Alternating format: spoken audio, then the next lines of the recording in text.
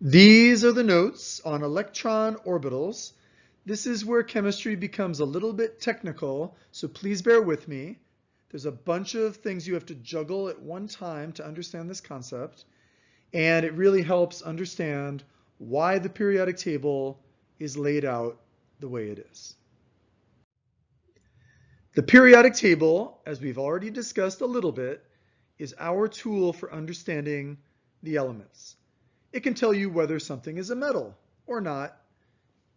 Using the trends on the periodic table, you can predict properties of different elements. And you can be pretty good with your predictions, not always perfect. And there's a few exceptional elements, but for the most part, it does a good job of organizing them. Now, what we're going to find out is why. Why does the periodic table have this really weird looking structure where there's this tall tower on the left side going up to hydrogen, and then a very, very low area? I like to think of that as like the street. And then another little tower, maybe that's a apartment building complex, and then a building on the right side, or several buildings next to each other. So why does the periodic table have what I like to call a city skyline structure? Well, that is because of the atomic structure and the electron configuration. So you are about to find out why. Now I need to do a little bit of a reminder here about what the numbers on the periodic table mean, because we had to skip the nuclear unit. Usually we spend at least a week focusing on the nucleus of the atom, but because of the circumstances, we're having to trim out some sections, and that's one of the things we had to skip. So just to remind you, when you look at an element on the periodic table, like this one, N, what does N stand for? N stands for nitrogen. Well, then you've got some numbers like this one, the atomic number. The atomic number is also represented by the letter Z. So for nitrogen, Z equals 7. But then there's this other number located below. Usually it's listed below. It's always bigger, and that is the atomic mass. So the atomic mass is different than the atomic number. We didn't get into great detail about what it means. So first of all, the atomic number, the one on top. The thing you can always say about the atomic number without fail, no matter what, it is always the number of protons in the atom. Every nitrogen atom always has 7 protons. That is what makes it nitrogen. That is its atomic number. And then the mass for nitrogen, well, that is based on the averaged masses of all the different isotopes, which include the protons and the neutrons. And so we're just not able to focus on that as much as we normally do. That is something we would have gotten into greater detail about in our nuclear chemistry unit, which we skipped over. So for now, just remember that the mass number includes protons and neutrons. It's the atomic number that is always the protons. So if you ever want to figure out the number of neutrons, for example, well, then what you do is you subtract. You subtract the atomic number from the mass number, and that might not give you an exact whole number, but if you round it off to the nearest whole number, that will be the approximate number of neutrons. For our circumstances, for the purposes of what we're doing, because we skipped the nuclear unit, that will be enough. The next thing you need to understand is that in atoms, in the modern definition of the word atom, in atoms, charges balance. So because charges balance, the number of protons must equal the number of electrons. So as long as we're only talking about atoms, which is what we're doing now in this section, keep in mind, you know the electrons, because however many protons you have, that's how many positives you have. Like we just saw, nitrogen had how many? 7. Well, then you will have the same exact number of electrons. You will also have 7, because in atoms, charges balance. That's the first thing that you need to know. That'll tell you how many electrons that you're going to have in an atom. And it's really the electrons that give the atom its structure. All the protons and neutrons are located in the nucleus. The rest of the atom is determined by the electrons and where they are located. Okay, so the next thing you need to know is a little bit of German. You probably didn't want to learn any German words, but it turns out chemistry is international. So some of the words come from other languages. Some of them are not exactly translatable. So we keep the word from another language. And here's an example. The word is Aufbau. Aufbau. It is a German word that pretty much means building up or building off. So building up what? Building up electrons. So Aufbau means building up. It's one of the principles that make atomic structure the way that it is in chemistry. So what that means is building up. So from the first energy level, that would be, let's say, the bottom or the center, to the second energy level, to the third. That's building up. Get it? The numbers are going up. So if you remember the principle of Aufbau, then you'll have some understanding of the sequence in which energy levels fill. And it's a very simple idea, starting with the lowest energy level. The lowest energy level will always fill first. Energy levels are like layers of an onion. If you cut an onion open, okay, from the side, you'll see layers and layers. The one at the middle is very small. The one on the outside is the biggest. That's very similar to the energy levels within an atom. Now these depend on the wavelength of electrons. It's very technical, depends on quantum mechanics, exactly how big they are. I'm not showing them exactly to scale here. I tried doing that and it didn't present a very clear image. So I'm just showing them kind of like they're equal size, but it's not exactly true. And I'm showing energy level 1 right near that little plus. That little plus in the middle represents the nucleus of the atom. The nucleus of the atom sometimes only does have one plus, one proton, or sometimes it has more. Usually it has more. And then the energy levels we find, well, that first energy level is right in close to the nucleus. The second energy level is just a little bit further out, and we go all the way out to number 7, which is the furthest one we find in stable atoms at this point. With the largest elements we know of today, that is the furthest out we find what we call the ground state, energy level 7. Now, theoretically, there are infinite energy levels, but realistically, if you go much beyond that, the electron is probably going to be removed from the atom.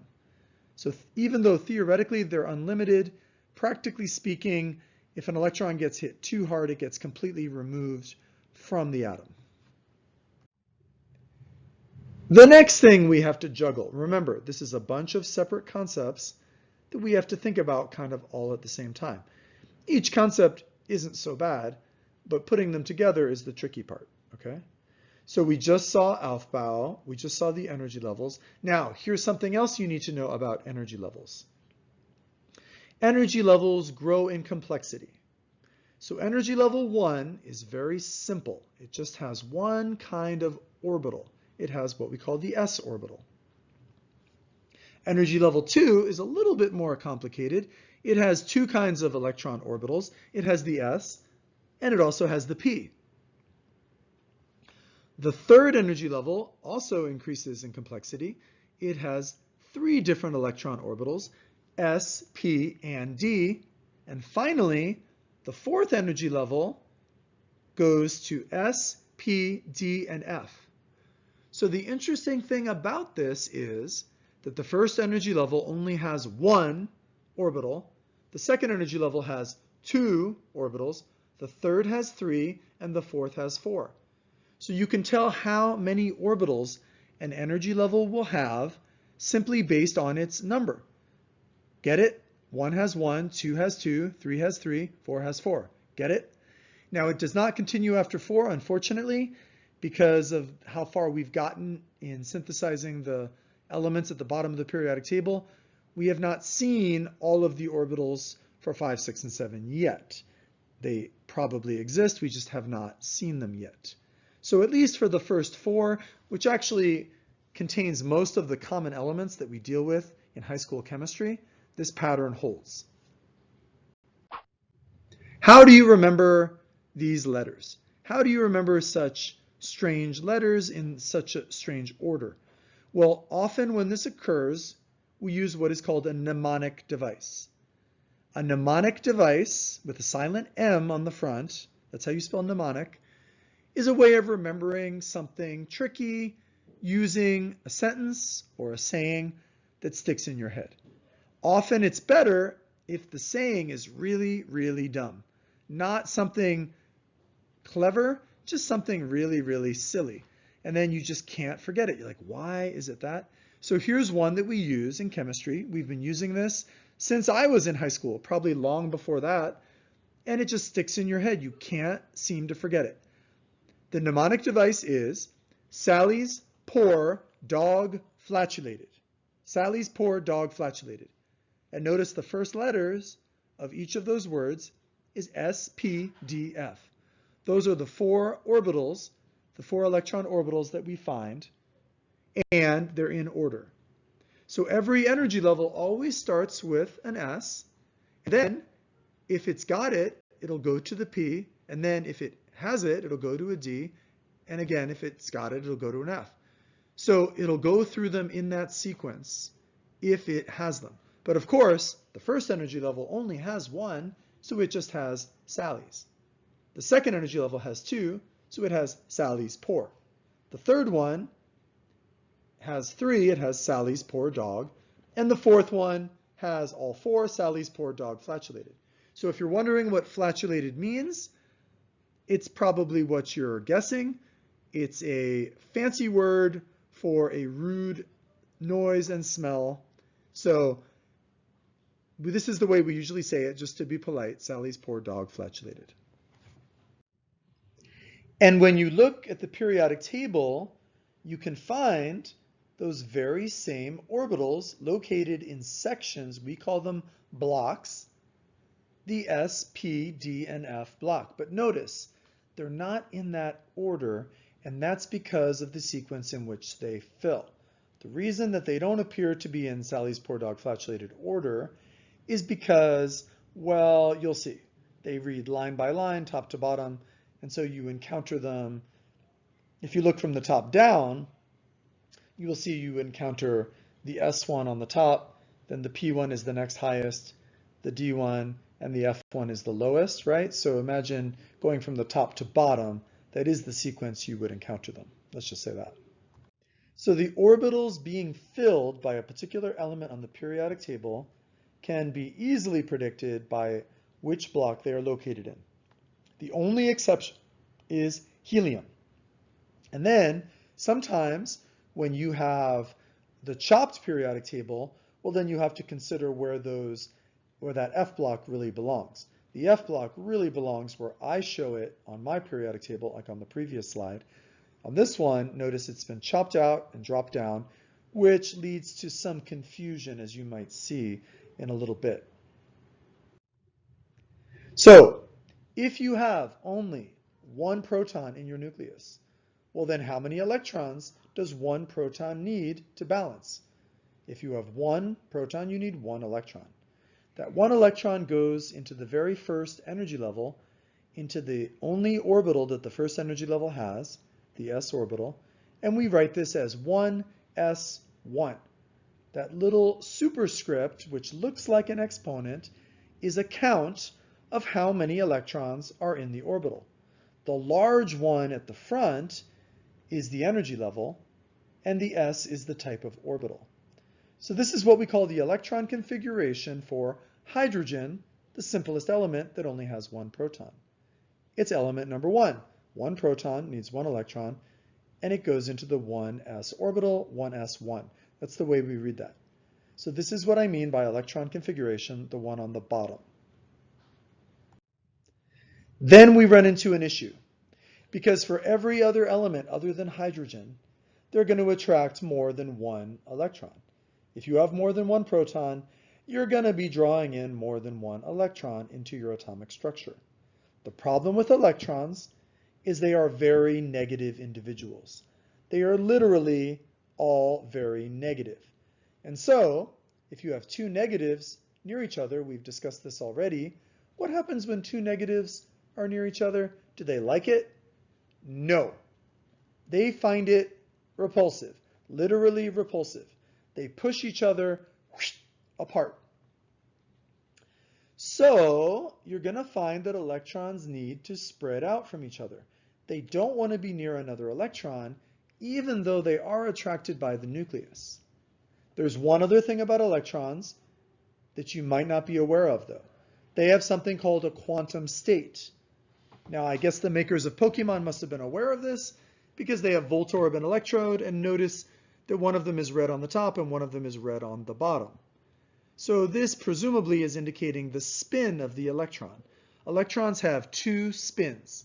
One, it can be up or down. That's it. It's a quantum state. It doesn't exactly mean spinning, like if you spin a globe of the Earth or spinning a ball on the floor. It's not exactly the same thing as that, but you can think of it that way if that helps. Okay? It has to do with a quantum state of the electron, let's just say. So an electron can only have an up or down spin. So it turns out that if you have one position where electrons can go, like one orbital, well then you can fit an electron with each of the two spins in that space. How does that work when they're both negative? Well, think of them as avoiding each other.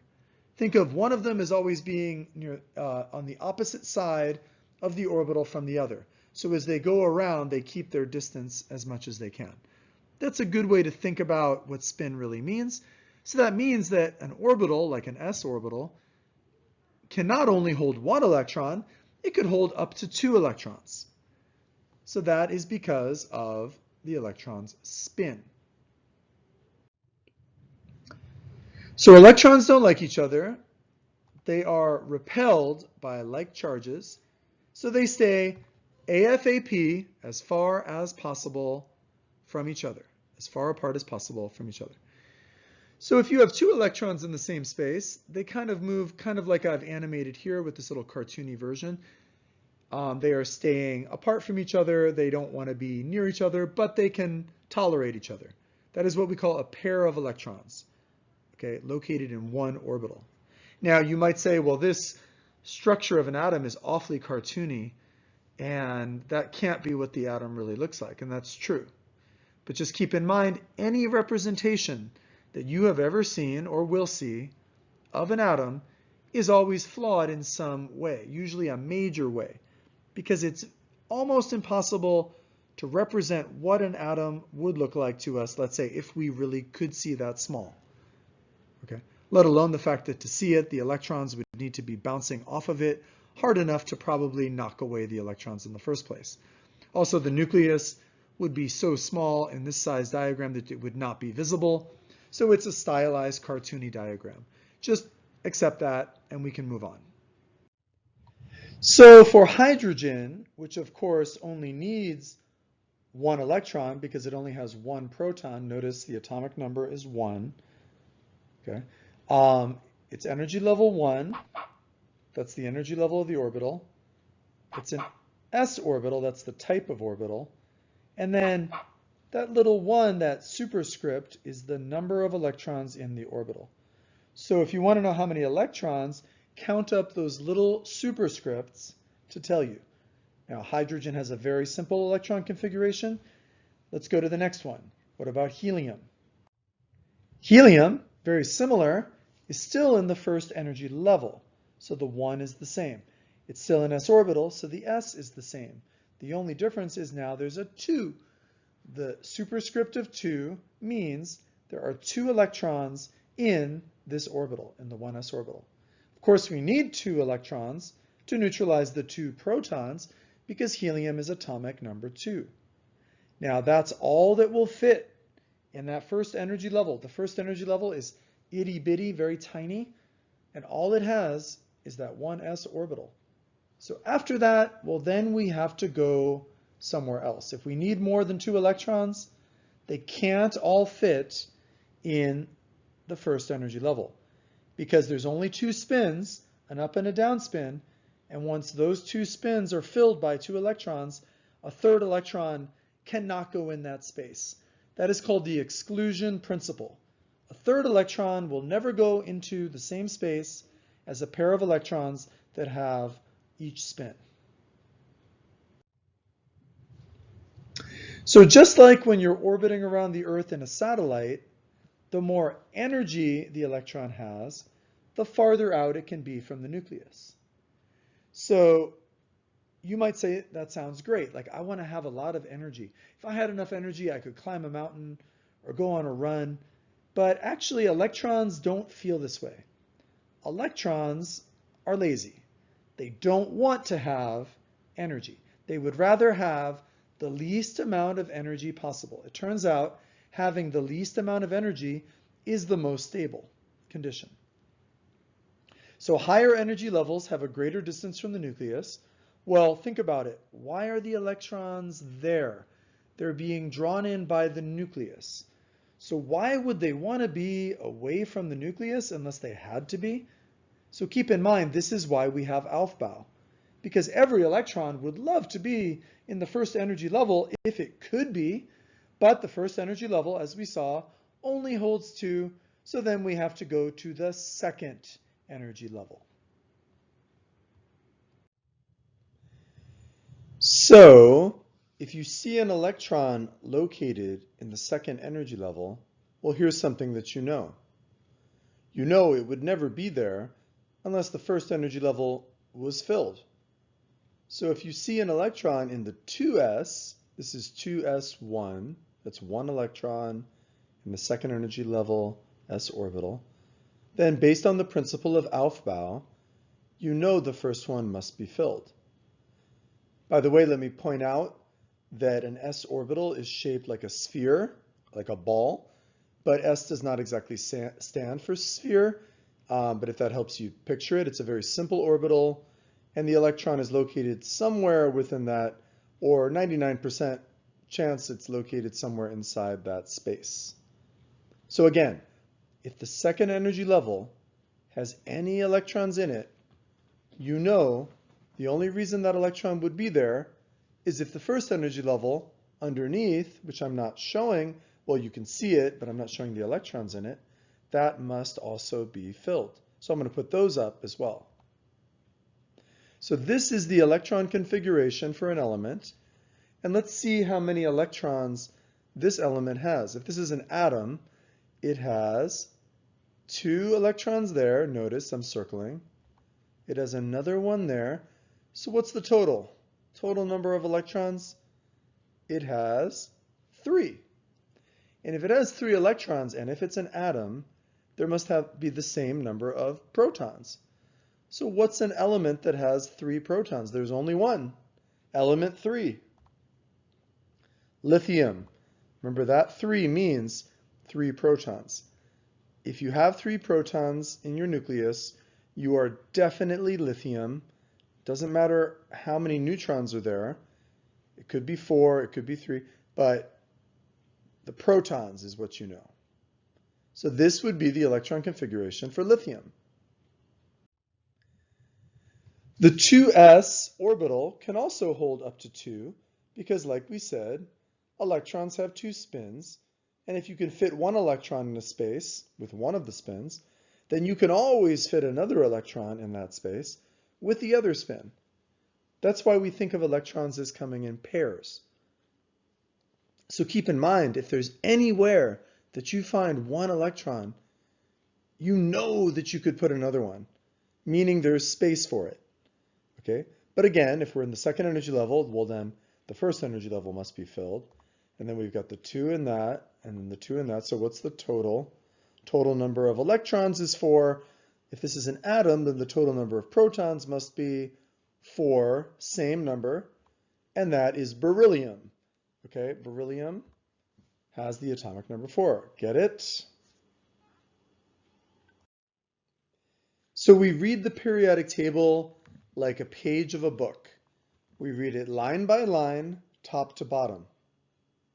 You may have noticed this when we started off with the first electron configuration, hydrogen, and then we went all the way across, way over here to get to helium. Now, why is helium thrown way the heck over there when it's right after hydrogen? Well, it's because helium completes its energy level and it has a really great stability. So they put it over there to line up with elements that are kind of like that are very, very stable. Even though there's that giant gap in the middle. That's actually the biggest gap in the periodic table in what we call the first period. So the first row, including hydrogen and helium, is called period 1 of the periodic table. And then as you go down to the next row, that's period 2, and so on. Okay. We also just saw lithium and beryllium in period 2 on the periodic table, and notice that after them we have to go all the way across to get to the next element, but that's the way we do it. We read the periodic table like the page of a book, line by line, and notice that after we finish that s orbital, the next thing we get to is the p block, the green ones on here. So the p block is the p orbital is very different than the s orbital, as you can kind of tell by the fact that the block looks different. Notice that the block has 6 elements in width. If you go how wide it is, you can count across that it's 6. Well, that tells you how many electrons the p orbital can hold. But you might wonder, how can an orbital hold 6 electrons when there's only 2 spins? There's not 6 spins, there's only 2. So as I said before, only 2 electrons can fit in each space, each volume. After that, every other electron gets kicked out. So how is this possible? This is because of the way p orbitals look. A p orbital has 3 separate lobes. It might be hard to tell from this cartoony diagram, but those lobes are actually in 3 dimensions. They're not flat on a surface. Notice this looks reminiscent of the symbol for the atom. Okay, this is one of the places it comes from. So in a p orbital, you can hold up to 6 electrons. Now it doesn't have to have 6. It can have 1 or 2 or 3 or 4 or 5 up to 6. 6 is the maximum. It cannot hold more than 6. And this is a way that 6 electrons can stay as far apart as possible, AFAP, in 3 dimensions. So try to picture, here's the axes, X, Y, Z. You're familiar with X and Y, they fit on a piece of paper, on graph paper. And then remember that the Z-axis is the one that comes out at you or goes into the paper, into the screen that you're looking at. So you got to imagine that that Z-axis is not lying flat on the paper, it's coming out in the 3rd dimension.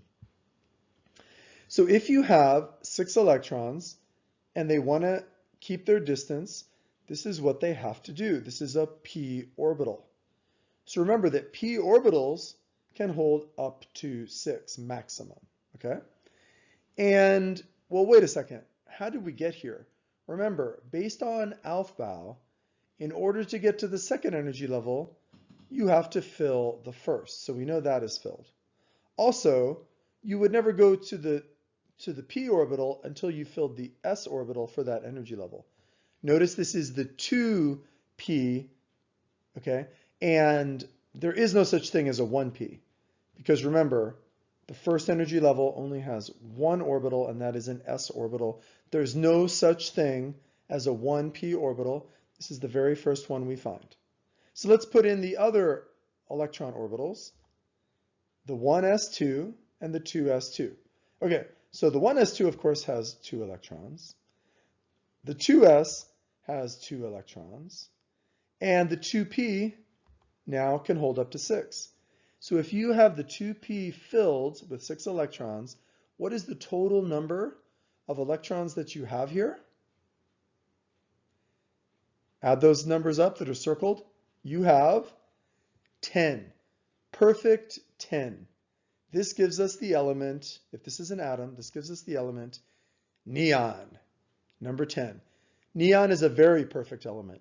In some ways, it's the most perfect element. It's the element that every other element would love to be. And of course, it has those 10 protons. Remember, electrons are not listed on the periodic table specifically, although you can determine them if we're talking about atoms. I'm being very careful to say atoms because you're going to see there's other situations that come up later. So basically, if you have these electrons, this configuration, you're all set. This is incredibly good, incredibly stable. It's about as good as you could possibly get. But that's all the second energy level can hold, because the second energy level only has 2 orbitals. It has the s and the p. We've just filled those.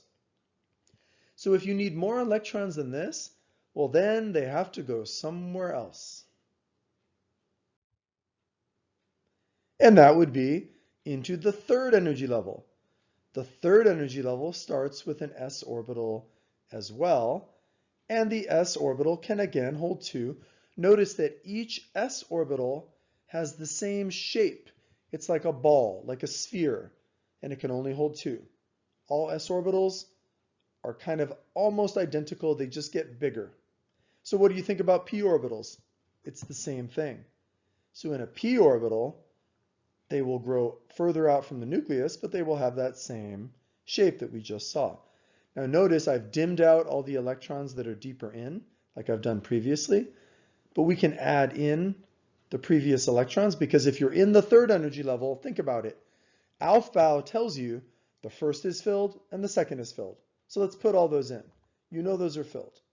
2 there, 2 there, 6 there. That's what we had before. That's 10. But now we've got 2 more. So what element would this be? With a total of 12, this would be magnesium. So notice that magnesium has 12 protons. That means it needs to attract 12 electrons to neutralize, and this is where they go.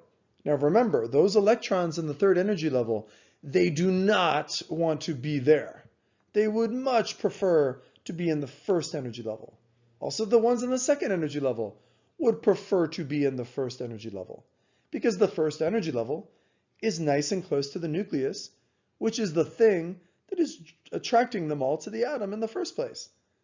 So it's not desirable to be far from the nucleus, to have more energy. Electrons don't like that. They'd rather be near the nucleus. But if it's filled, what can you do? If the first energy level is filled, well, I guess you gotta go to the second. And now that the second energy level is filled, I guess we gotta go to the third. That's what Aufbau means. And then, just like we saw before, after the s orbital, we get the p orbital, Sally's pour, and this one's in the third energy level. And this one can also hold up to 6. Okay? So let's see, if this was an atom, what element would this be if we had filled the 3p orbital? Okay, let's put them all in. We got the 2 there, the 2 there, 6 there, that gets us up to 10. We got the 2 more, oh, that's where we were, 12. Add 6 more to that, what does that get us to? That gets us to argon. Argon has 18 protons. Now, argon is very similar to neon. It's not quite as stable as neon, but very close. It's got everything it wants, everything it needs. It's all set. The name argon means lazy because argon almost never does anything chemically. It just doesn't react with things. So chemists called it lazy, okay, which means without work, argon. So let's look at the periodic table. So here we can see a somewhat different version of the periodic table. I've put a little box, a colored box, around some of the blocks, like the S block, notice is yellow.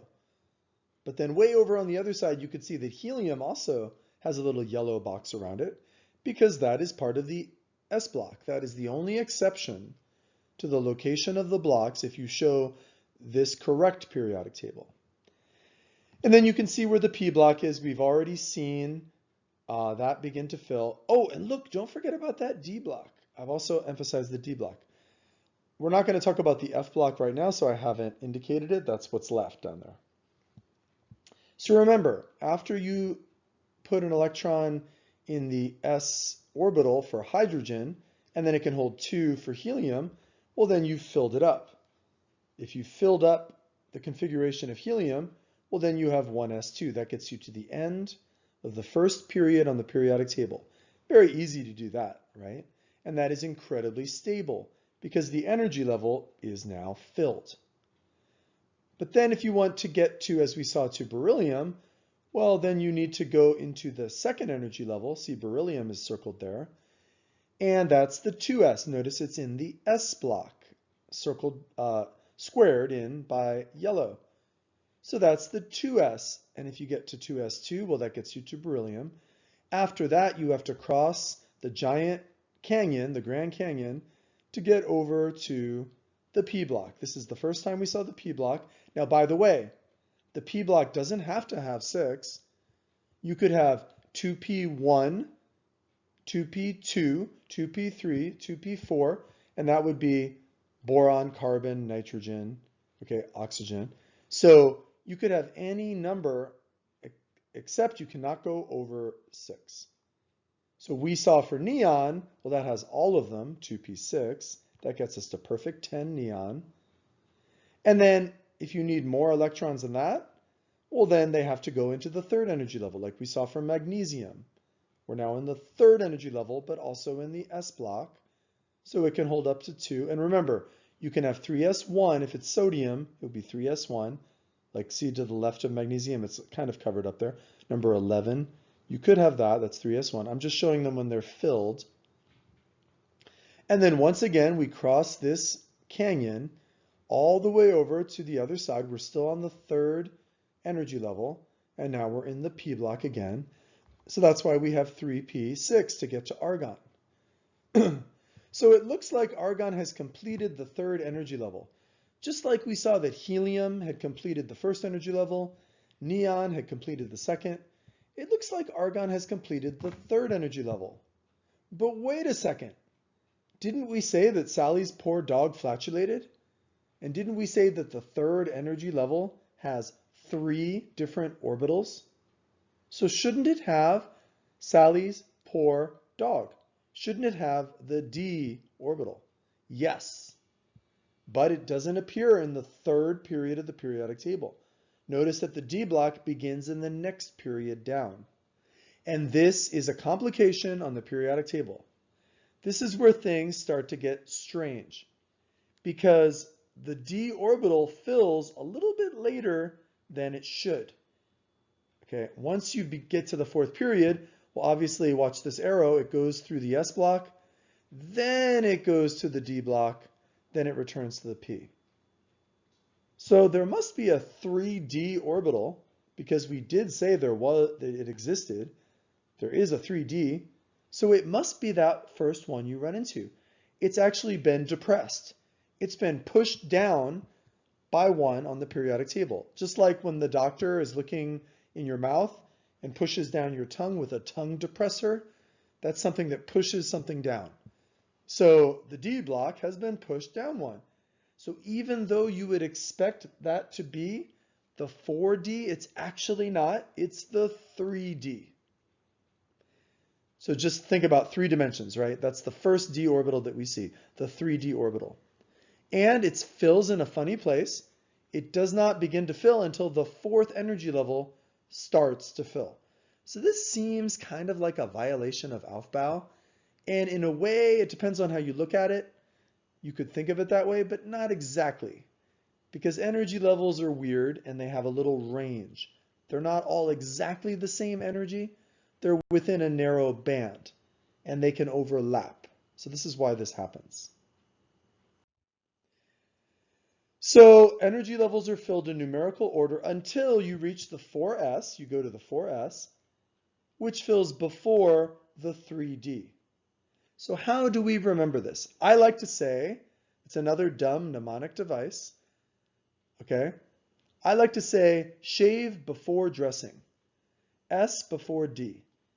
Because if you don't shave before dressing, well then you'll get shaving cream on your clothing. It's going to be a big mess, okay?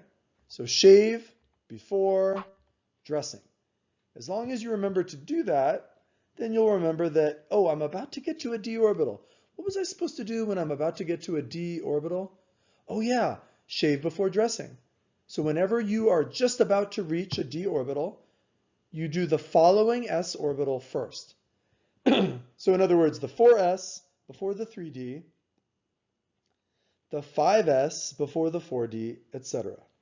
And there is another complication, excuse me, that comes in at the bottom of the periodic table, but we're not going to be addressing that very closely. We're not going to worry as much about the other one. So greater stability is reached in an atom every time an orbital, like an s or a p orbital, is filled. That means it's going to be a little more stable. We'll talk about what that means more later. Okay? But the greatest stability comes when an entire period is filled, like we find with the noble gases. Like, for example, helium and neon. Now, the notation that we see here is a little different than the 1s2, 2s2. What you're seeing here is a little line representing the orbital, okay? And the arrows are showing the spin of the electrons in them. So notice that there's an upspin and a downspin, and if you have both of them, then the orbital is filled. Unless it's a p orbital, in which case, of course, it has the 3 dimensions, so it gets those 3 lines, and then it would need to hold up to 6. So notice in the case of helium, it's filled up its 1s with an up and a down spin. In the case of neon, it's filled up every single thing in the 1s, the 2s, and the 2p with an up and a down spin. So that's why those are very, very stable, or what they call inert, which means not reactive. Okay? Now notice that I'm saying when an entire period is filled. A lot of chemistry teachers would tell you it's when an entire energy level is filled. Well, that would be true for helium and neon. They have filled their energy level.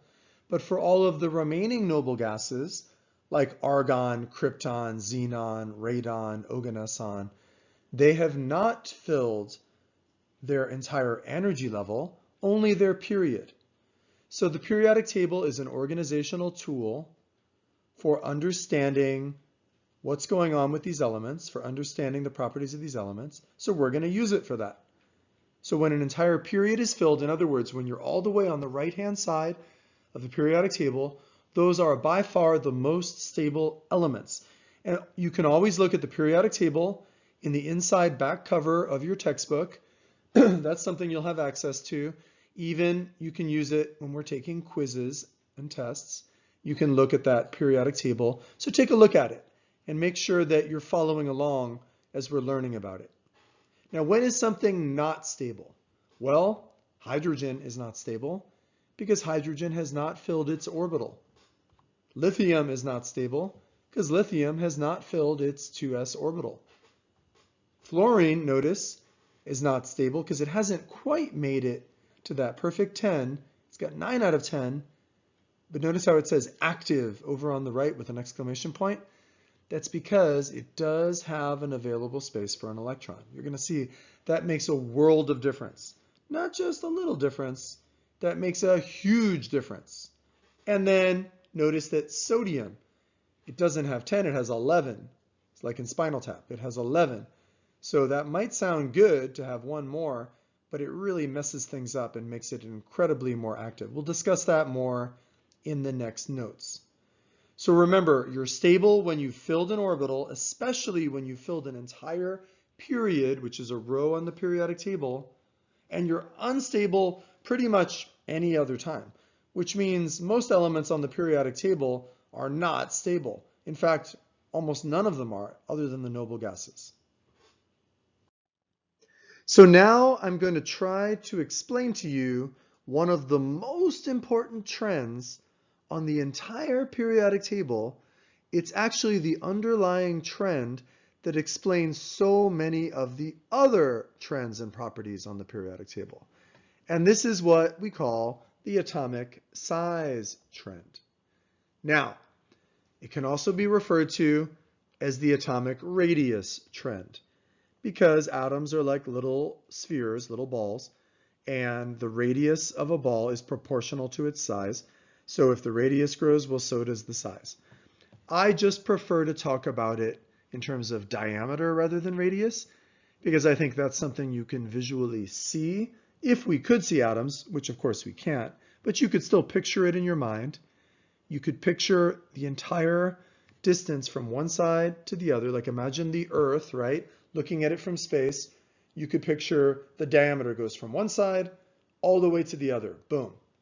Radius is from the middle out, so of course it's half the diameter, but the trend would be identical. The numbers would just be all divided by 2. Okay, so here's the trend we find in atomic size.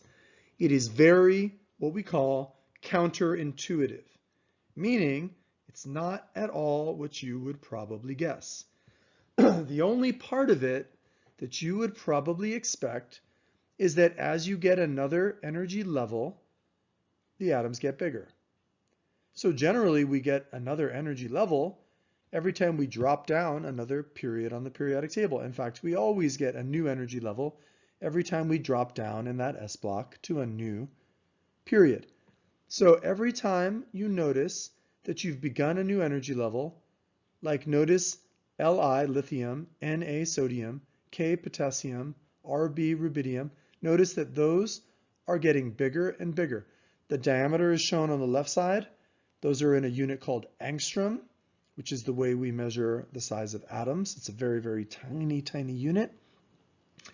And then on the bottom, we've got the atomic number Z. That's the number of protons.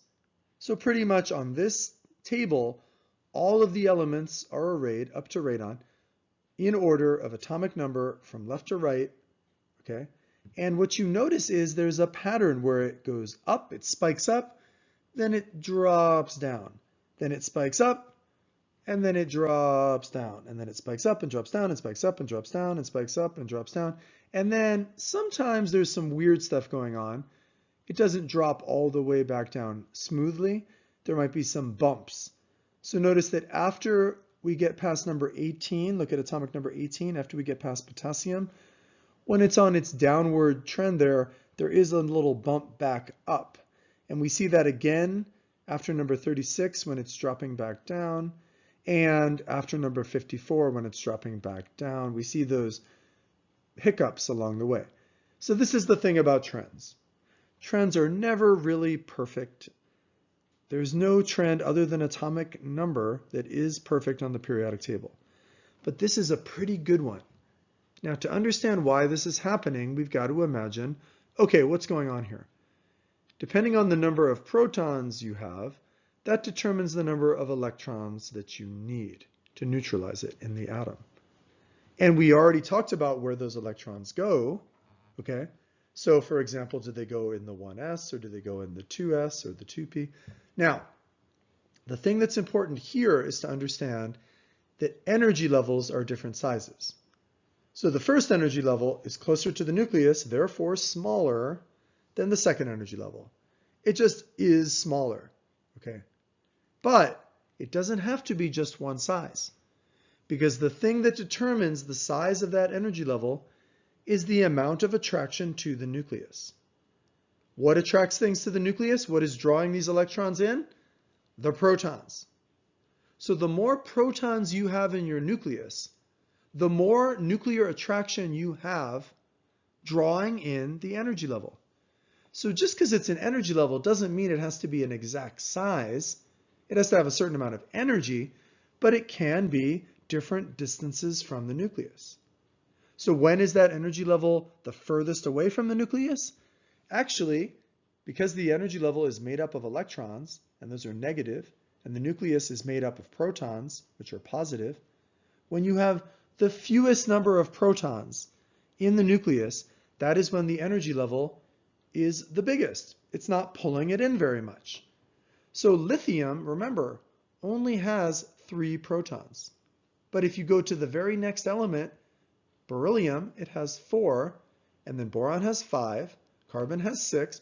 So actually what you're doing there is you're getting more and more protons in the nucleus, a greater nuclear attraction, and it's still the same energy level. It's still energy level 2. So what happens is it pulls energy level 2 closer and closer and closer in toward the nucleus. Even though it does have more electrons in it, it's got more stuff in it, it's actually getting smaller. And this happens all the way until you complete that energy level. Notice where neon is, number 10, way down in the pit. Neon fell in the pit. It's down in the bottom. And that's one reason that these noble gases are so stable. It's because they're itty bitty tiny little guys. It turns out if you're an itty bitty tiny little atom, you're gonna be more stable than a giant atom flailing around with its arms out. That's gonna run into trouble. A little person walking down the hall with their arms held in, okay, clutching their books to their chest, is not gonna run into trouble walking down the hallway. But someone flailing their arms around is. It's going to be a problem. So neon is keeping to itself, and lithium was not. But then why does it jump up again for number 11 for sodium? Well, that's because you can't fit any more electrons in the second energy level. So now we've got to go to the third. And of course, the third energy level, just like it sounds, is going to be bigger than the second. And then the same process occurs again. As you get to magnesium, it's got more protons in the nucleus, drawing it in smaller, and so on. Aluminum, drawing it in smaller as you move across, until you get across to argon, okay, which is completing the period, not the energy level, but it's completing the period on the periodic table. So notice that this pattern repeats again and again. So what is the trend for atomic size? Well, they do get bigger as you go down, that's true. So as you go from lithium to sodium to potassium, as you drop down the periodic table, of course they get bigger. But the other trend, the counterintuitive part of the trend, is that atoms get smaller as you move across a period to the right. They are large on the left when you have fewer protons and electrons, and they are small on the right when you have more. So that's the tricky part of this atomic size trend. And there's actually one element to this that I can't even include yet until we talk about valence electrons. There's one more little thing that I'm not mentioning yet that makes this even more pronounced. Okay? So you've got to try to understand this trend. I will explain it again. Okay? So you might not have made sense right now. You might be like, what is he talking about? That's possible. But you do have to eventually understand this trend. So why am I saying this trend is so important? Because this is the reason that some of the elements are metals. The blue ones that are on this diagram, those are the metals. Notice how they're bigger. This is the reason that some of the elements on the periodic table are nonmetals. Those are the green ones. If you look very carefully, they're tiny on here. And then the metalloids are the purple ones in between. So what can you say about the metals? Okay. You can say they are the bigger atoms for their period. What can you say about the nonmetals? They are the smaller atoms for their period.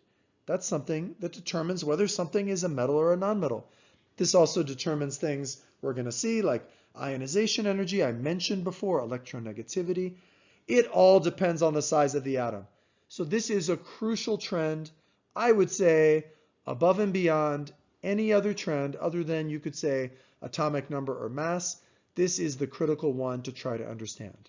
The only problem is that it's a little tricky, so try your best. And again, we'll touch on this again later. And there's even one element I'm leaving out that we'll get to next time. That is the end of the notes on electron orbitals. So now you should have enough information to complete the assignment. And this might sound crazy. This might be hectic for you right now. Man, this is complicated stuff. Sometimes chemistry can be very technical. And there is a reason that we're doing this. The reason we're looking at these is to help us better understand the periodic table. But please bear with me. After this, we get to something that is much easier, super easy. It makes this look hard by comparison. Well, I guess it is hard. So just bear with me and we'll get to some easier stuff. There's another way of looking at electrons, a more simplified version that we often use.